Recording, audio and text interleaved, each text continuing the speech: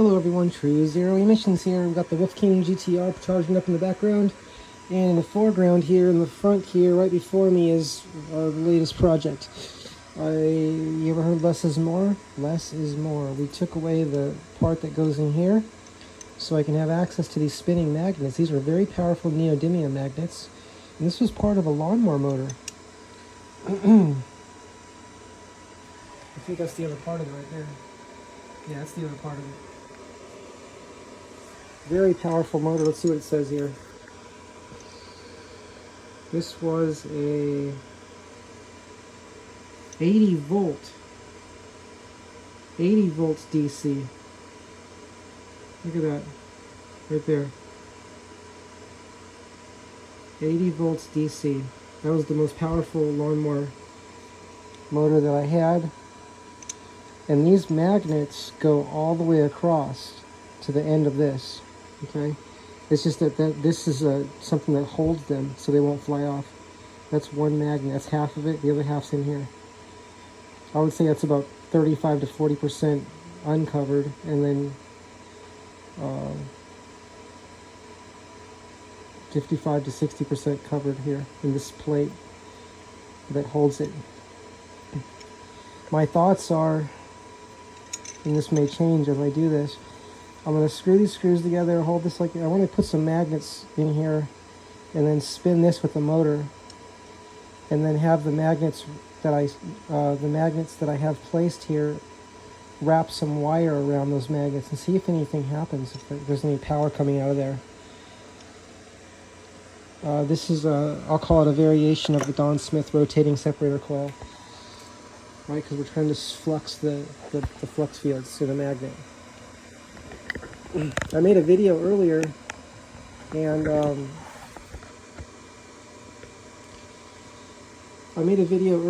was just putting the phone on focus mode, and I wasn't recording. Luckily, the video wasn't that long until I realized that. A little frustrating, but that's okay. It means I get to do a take 2 here. And the second one's always better, right? Not always, but, well, in movies, sometimes the first take is the best, but in the videos I make, I think I always just improve things the more videos I make. I just try to make it better and better when I'm making videos. So, let's see what happens when I put these screws in and have this supported in here. Oops. That was a mistake. I have to be careful. I keep forgetting.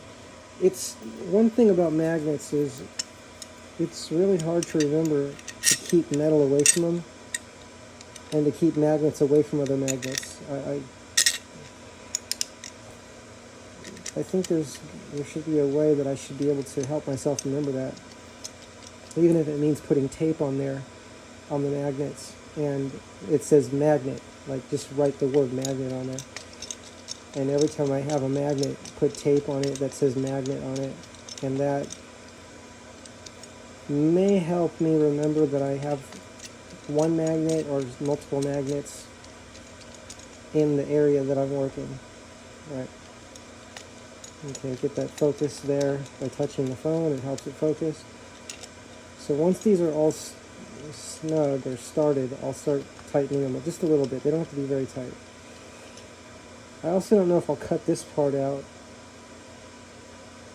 so that I could access the magnet more, but this also may help me hold the magnets back that I place here. That could actually help me. This could be good. I'm trying to see if this can slide in more in there. No, it doesn't look like it will slide in more. I thought if I tighten this, it might slide in, like the gap will close more. You know, I don't want that to close more though.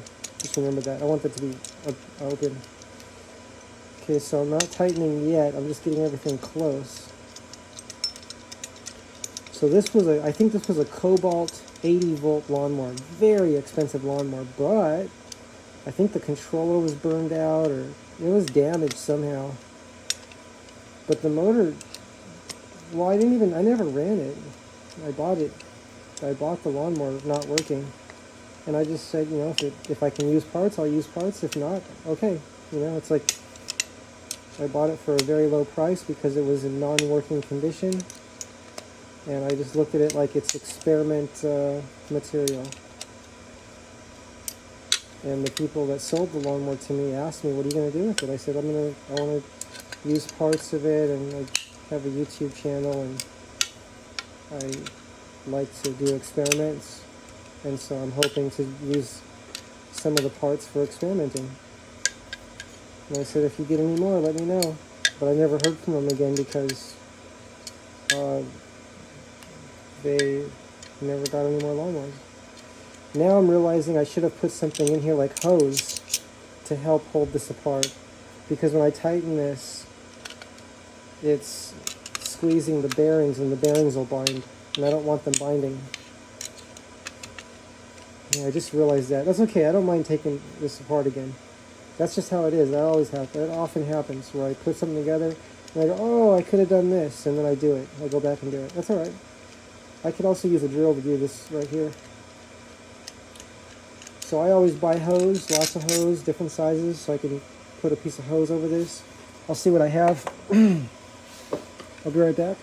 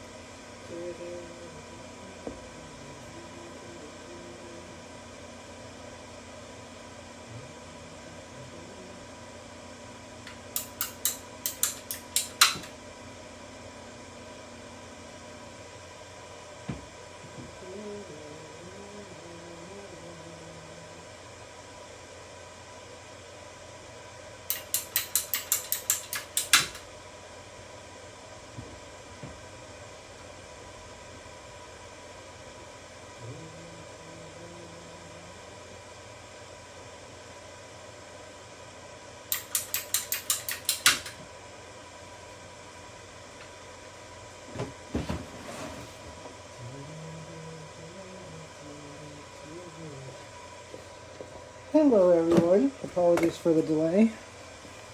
Okay, I'll tell you, it's really hard for me to focus just on our planet. I mean, I can focus on our planet, but just knowing that there's an infinite universe out there with infinite intelligent life forms, infinite, and many billions of years more technologically advanced civilizations than ours. I mean, we need to make a Department of Peaceful Extraterrestrial Visitation right away. And the reason for that is because any life, intelligent life, that has achieved having very advanced technology and not having war, we have to learn. We could learn from them, right? Because we're destroying ourselves, right? We're destroying ourselves And as it is, all sides have to agree to not use weapons that could destroy the whole planet, right? And what we're trying to learn is how to live with each other and not fight.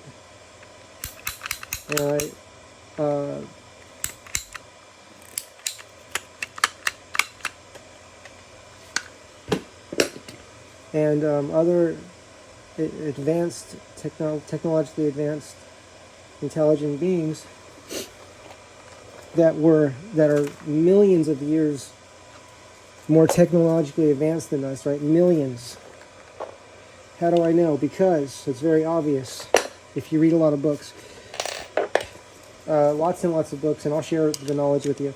So our planet is, there's Earth-like planets in solar systems similar to ours that are millions of years older than ours, with Earth-like planets millions of years older than ours. So if life developed there, like our life developed here, right? And there's billions and billions and trillions of Earth-like planets in our galaxy alone, then it's very obvious that some of the experiences, maybe not all, right? Because we know that not every experience is true, but a lot of the experiences of people experiencing advanced, very advanced life in the that come and visit us, right? If we call it visiting. But there's no department of peaceful extraterrestrial visitation. We need a department that's not going to come. That's going to come from the people. You know, the people have to say, we want this. It's not going to come anywhere else.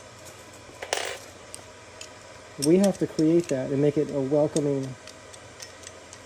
And I said peaceful because just like on Earth, there's some peaceful people and some people that are not. There could be life in the universe that is not nice, right? But we want to welcome the kind life, the peaceful extraterrestrials that are advanced, that can teach us. We want to learn, right? Okay, I didn't cut these short enough, so I'm gonna have to cut these. Let me see what I'm gonna do with this. Oh, these have to be cut very close to the exact right length. So that means about, I'm going to say about right there. I'll make it a little bit longer, right? Okay, I'll make it a little longer. This is the hose cutter that I'm using.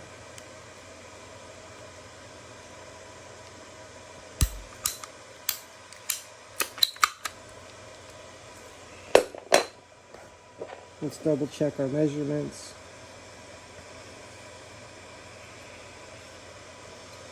So I'm going to make it a little longer so that I can tighten it. And then it'll be a perfect fit.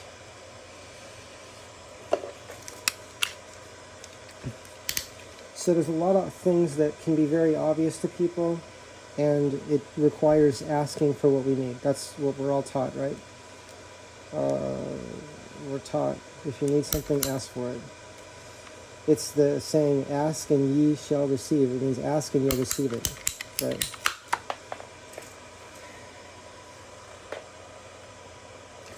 So we need a department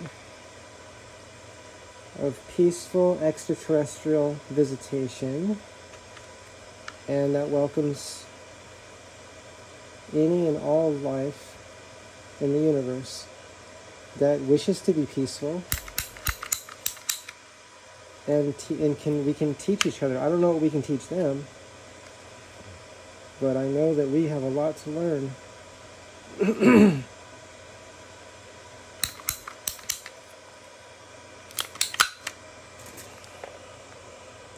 And not to be like a babysitter, right? Not to babysit us, but rather to be like maybe a mentor to us. You know, we could have a library of research, you know, that's a collection of everything in the galaxy, all the knowledge in this galaxy. Remember, there's as many galaxies as there are stars in the sky, right? Like there's billions and trillions and trillions and trillions of stars, and there's billions and trillions of galaxies. And you know, it's like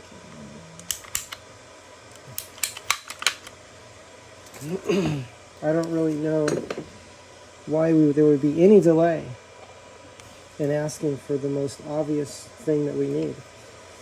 I mean, we're doing very good right now in some ways, but we have to stop fighting. We have to stop fighting. These wars are so destructive and so bad. It puts everyone in danger. And people are dying. And it's important to live.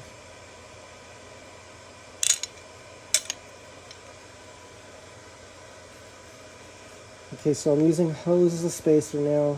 My favorite hose. This is the Petrosavers hose. Remember the Petrosavers engine oil refiner? Petrosavers engine oil refiner. That is the best oil filtration system I found that I researched. It took me a year to find it, and I researched it for a year once I found it, and it was the best one I found. It neutralizes the acid, which distinguished it from the others. It's the acid, that's the big one, because the acid destroys the engine. Oil combined with water, moisture getting in the oil, combined with heat, creates acid. And then that acid eats the engine. It eats the metal. So there's really nice looking bypass oil filter systems, but I wasn't looking for the nicest looking one. I was looking for the one that was the best, that kept the oil the cleanest. And then I learned that the Petrosavers engine oil refiner actually makes the oil better than new. Better than new. Imagine that. Imagine never changing your oil, and your oil is actually better than when it was new. Meaning better for the engine. That's what I mean. But since petrol and gasoline powered engines which use oil have been outlawed in California, that's scheduled to take place, I think, in a year, but they pushed it back. It got pushed back, but automakers and the public are ready now. So that's happening now. We don't have to have a law that says we have to do something. We could just do it well, I mean, yeah, there's a law saying that this is going to go into effect at a certain point in time when it's not allowed to sell the gasoline engine in the state of California. But people are not going to wait, because, you know, what kind of investment is it to buy a gasoline powered car when it doesn't have a future here? Right? How are you going to resell it? What's the resale value? It's illegal to sell new. Gas prices are going to continue to go up. You know, people have been talking about $20 a gallon. $20 a gallon. How does that sound? Electric is going to cost so much less to drive. Well, it already does. Someone was saying that we need more charging stations. That's being worked on, and yes, that does need to continue to be done. Okay, what's happening here? What is happening? Oh, it's just getting harder to turn in. This is probably further in than it was originally, so I'm going into new threads. So I don't want to over tighten it and crush the hose, but I just want to go what I'll call snug for now. Now it could turn out that I have to take this off again, but I hope not. So right now I'm just going to go snug, which is just feeling a little bit of resistance on tightening this. I want to make sure that the bearings are not binding, which is like binding would be like the bottom is turned this way and the top is turned a different way, like where the bearings are angled. So they look like they're spinning pretty freely. My plan is to take another motor like this or another motor and use a rubber hose and connect the two together, and then spin this, but have magnets in close proximity to these and that are wrapped with wire. I'm going to save these because they could come in handy later for something else, for spacers for something.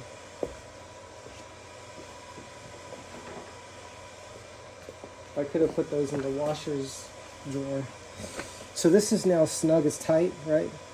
It's not real loose like it was before, but it was just when I just had the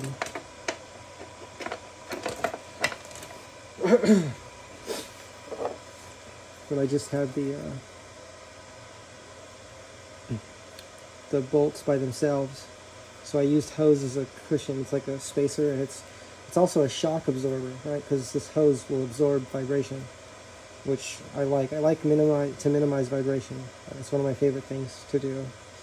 Oh, I can see that still has space there. The bearing can still go in a little bit.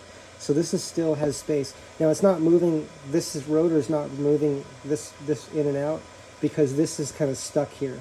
But if I hit that with something, I could knock it loose, but I don't want to. I'm going to leave it like it is. So this is fine like it is. As you can see, the rotor's spinning very freely. Now I'm going to take magnets, and I'm going to see what I'm going to do with magnets now. So I have a couple different ideas. I'll show you one of the ideas I was thinking about. Let me put this cutter away because this can get put away now. I bought this at Home Depot if I recall correctly. It might have also, I'm not sure where I bought that. I don't know if it was Home Depot or Harbor Freight. It's a hose cutter. Oh, if you're curious, if you want to know, it says it's a 2.5 inch, 2.5 inch, 64 millimeter Superior tool. I've been using this for years. It cuts hoses, and I've also cut PVC pipe up to that size, right up to 2.5 inch. Which means that it would probably cut this big hose tube I just bought, if needed. See, this was recently purchased at Home Depot to put the magnets in. This is 1.5 inches inside there, the inner diameter. See the inner diameter there? That's 1.5 inches right there. So that means that this should be able to cut this if I wanted to. See? Yep, look. See that? I can cut that. You just squeeze this thing. I'll show you how to do it. You squeeze this. See? Like that. And if you want to, the hose is very small, right, to open it, you just go like this and let it fall back. I hold it so it doesn't slam into it. Now, if the hose is very small, I will squeeze this like this, and then the rest I'll do with this, like that. That's how I do it.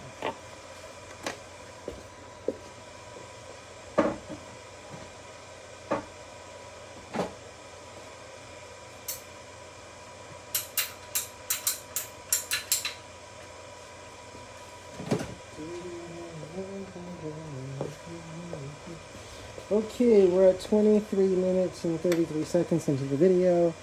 I'm trying to remember what I was going to do next. Oh, the magnet. Yeah, magnet. Okay, gloves. Let's see how the battery's doing. The battery's still charging. Let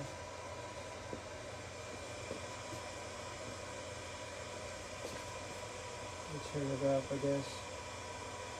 I'll leave it there. I'll leave it where it is. I was going to increase the power of the charger, but there's no need to. I'm slow charging it at 4 amps. I call it slow charging. It is slow charging. It takes a couple hours. That's not fast charging to me. Oh yeah, that was another thing about the Segway GT2, because it took, I think, 8 hours to charge. I was really surprised by that. Because, you know, that's not fast charging. Not to me. Not comparatively. I'm going to be charging the Dualtron Thunder soon. It can take up to 56 amps. I'm going to charge it at like the max of the Roger charger, see what it can do. I'll do that soon.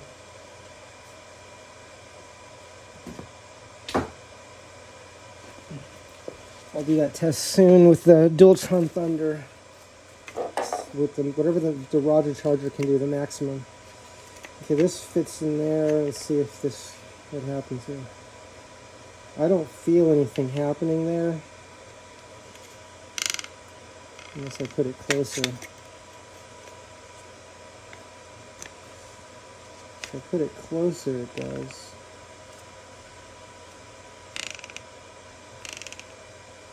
It would be neat if that was doing something here. If I have this wrapped with wire and it gives me some kind of voltage. I've never extracted energy from a magnet.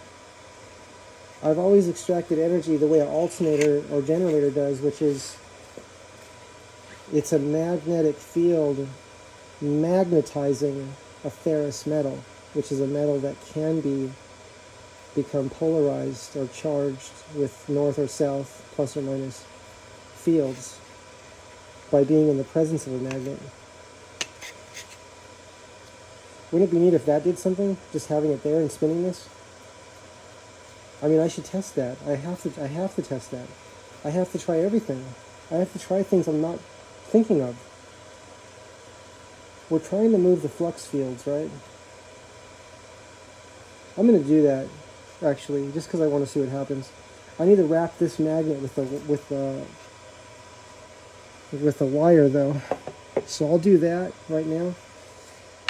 Oops, I gotta watch out. I just put this close to the neodymium magnet. Oops. Let's see what this magnet's reading in terms of where the field is. Okay, this whole side's north. I don't know if you can see that. I don't know if this is in focus right now. I hope it is. I have my gloves on, so I don't think the phone... There it goes. Okay. So it looks like one side's north and one side's south.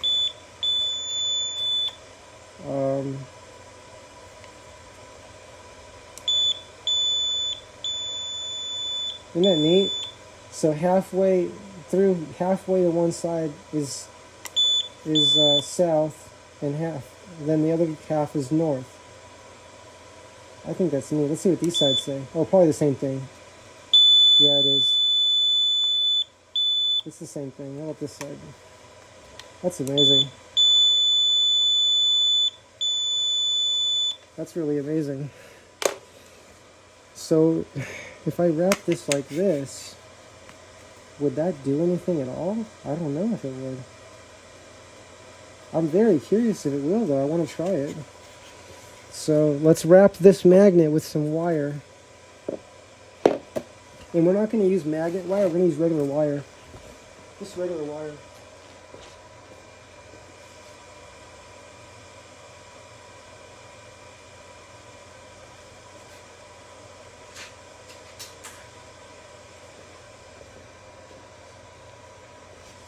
I think because I already had this for a different experiment, I already had this out, I think I'll use this one. This is very thick wire for like house wire. It's very thick. I don't even know if this will do anything. I really don't. I don't really know at all. But I just will see. Because what I like to do, and this is how I was in school, is I would study, and then I would also do my what I'll call lab work. And those were both equally important. I would study as much as I could, and then I would be in the lab as much as I could. And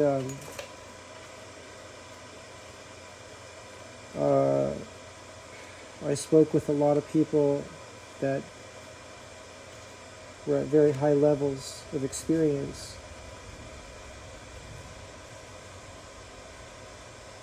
From all over the world. And they all said that that's the best thing you can do is both.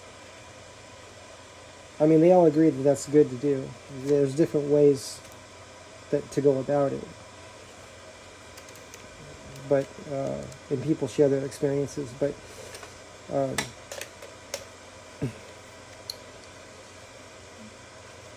I just love doing both. So here in the channel, you're going to see theory which is the writing, and you're going to hear me talk about the theory, and then you're going to see me trying to make things and do things, right? So I might need to put some zip ties on this to hold this down in place. I think I should do that. It might make it easier to wind this as well. So let me go ahead and do that. Let me do that right now.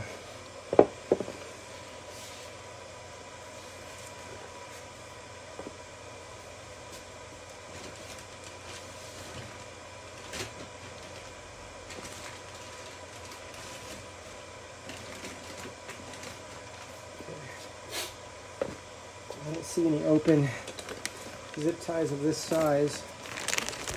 I really hope you can hear me because that charger is very loud. So I do hope that my voice is coming through.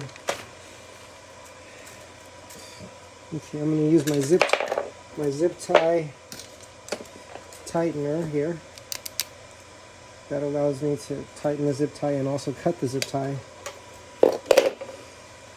which is a very helpful tool. So Don, what I've always been able to do so far is get Don Smith's, the things he shared, to work on a very basic level, like a very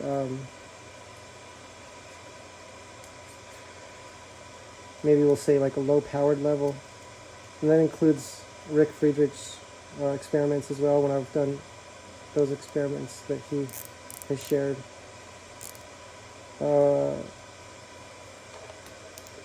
But like I'm saying, like I'm a beginner, so I think the more advanced someone is the more power they can get out. Now this is a magnet, so I have to be careful not to let this tool smash into this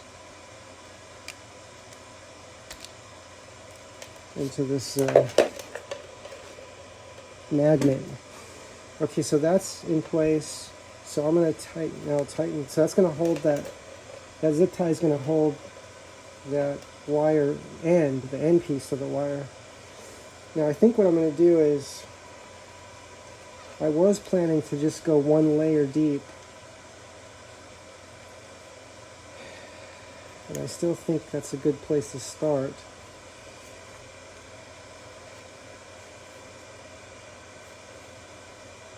One of my favorite things to do is like to study a lot,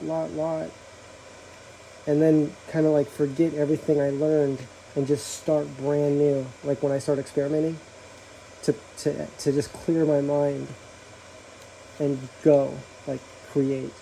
What happens? What comes out? What's there? What do I see? I just love doing that. That's like my favorite thing to do, you know. I feel like the opposite of that is when someone says, and I could be wrong, but it's when someone says, been there, done that, done everything, nothing works, wasting time, don't do that, you're wasting time, blah, blah, blah. And to me, I'm just like,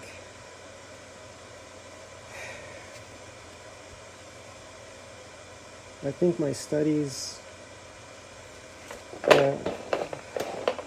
my independent studies, independent research, independent experimentation has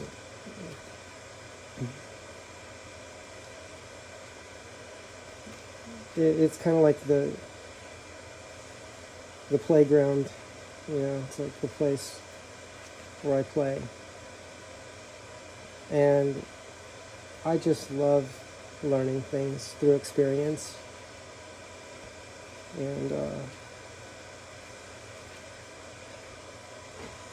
it's probably a bad joke to say this, but sometimes I think, you know, because there's like outlaws, right? Like there's outlaw bikers and just people that are outlaws in life, right? And I don't know if I guess James Dean would be considered like an outlaw in the movies, right? And there's many other people too. And I think to myself, you know, what if someone wants to be an outlaw scientist, right? I saw these promotions. I don't know if it was real or not, but it would look like it was a website that was, they looked like they were recruiting. I don't know if this was real. Like I said, I do not know if this was real, but it looked like, it made it look like it was the military or something recruiting mad scientists. And it was, I don't know if it was a joke or if it was real. Like I said, I don't know. But I just thought to myself, you know, I don't know. I thought, well, okay. But, you know, someone could be, instead of being like destructive in life, being destructive, where it can end up putting a person in a position where they lose their freedom, right? Well, in science, people can push the boundaries of knowledge. And even though it's called breaking the laws of physics, even though people say that,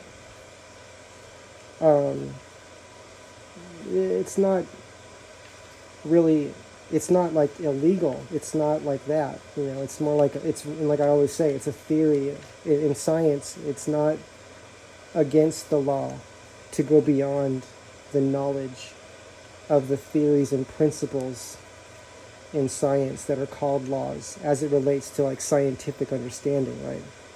So the laws are always being kind of like redefined and re-examined and re-understood or recontextualized, reconstituted, repurposed in a way, I guess. Yeah. So I don't know if this will work at all, but I could probably just leave this wire on here and then wrap some other kinds of copper wire on top of this and see if different wire produces different results, right? Now after I wind this is actually really hard to wind. This wire is really hard to bend, right? But after I wind this, I'm certainly not going to want to unwind this again and then put it on a different magnet. So I probably will just use a different, use more wire. I am happy to see that this wire is longer than I thought it was, and it's covering most of the magnet's surface area, which is what I wanted to do.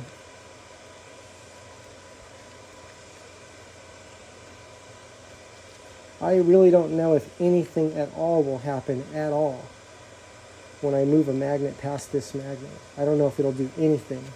I don't know if it'll give me even a millivolt, if there is such a thing. Millivolts? Yeah, I think there is.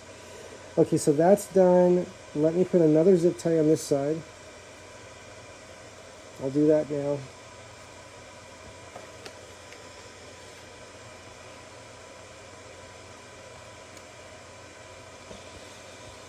Let me put another zip tie here. Let's see.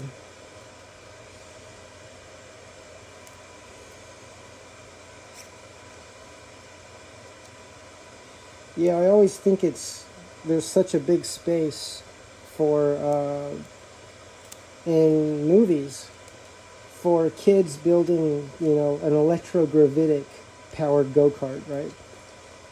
There's a movie called Home, where the alien comes to and meets the girl, and the alien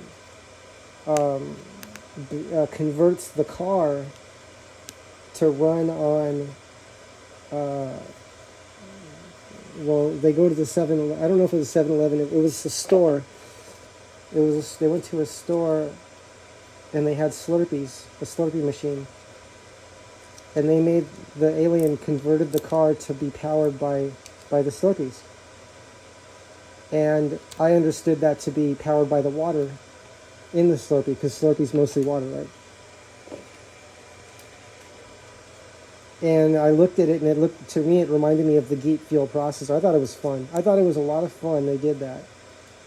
And maybe I'm just not watching enough animation, but I just think there's so much fun to make, you know, to bring in these futuristic technologies that have been discovered long, long ago. and put it into movies and animation, and right, because kids, like my teacher said, kids, they love ideas that they see in movies, and they grow up and find a way to make it. They find a way. So even if it's been tried in the past and not achieved, if they see it in a movie, children and adults, but the children will make it. They'll create that. So this stuck to this really powerfully, but that's probably because there's metal here, right? And the metal in that rod, that center shaft, might cause this to not work, right? Because that was the case with the G-field generator, the spaceship motor, the spaceship generator, the tachyon G-field generator, the 27 to 100 times the speed of light. It only works if the shaft in the middle is not a ferrous metal. It has to be like a non-magnetic metal in the shaft, right? But there's many different things that can be tested and tried. But I just want to see if I just want to see if anything happens here, if the meter shows anything, just for fun. Right? I just want to see. So I just want to try many different experiments, really. Okay, let's see what I can do here. Let me get a meter going.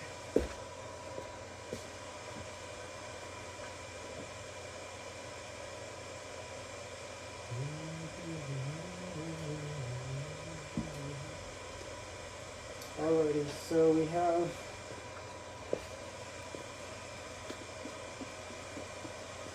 this meter here. Now, I don't know if there's going to be AC or DC or what it is, but I could try, and I also don't know if it requires having a load on it.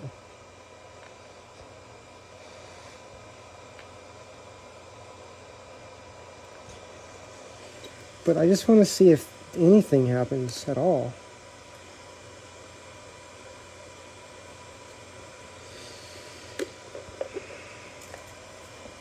I don't know if you could see that, yeah. So I don't see anything happening there. But let's see on...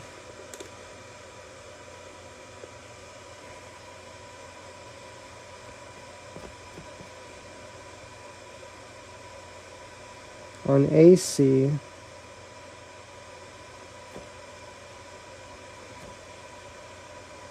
let me try turning this to the side.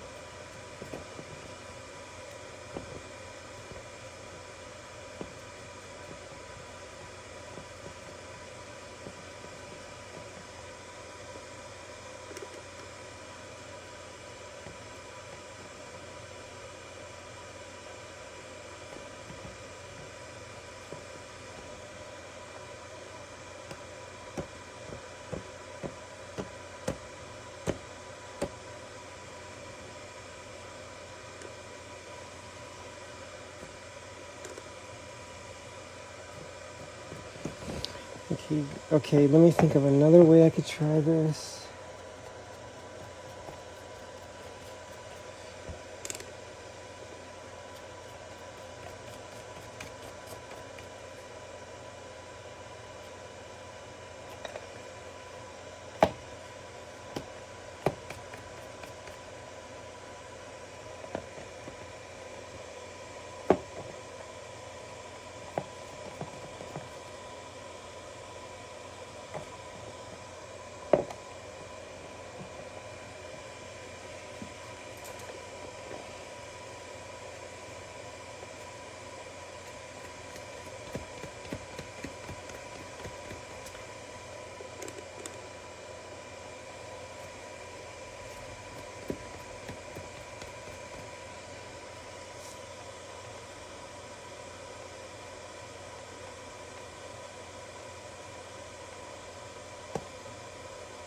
Okay, let me think about this now.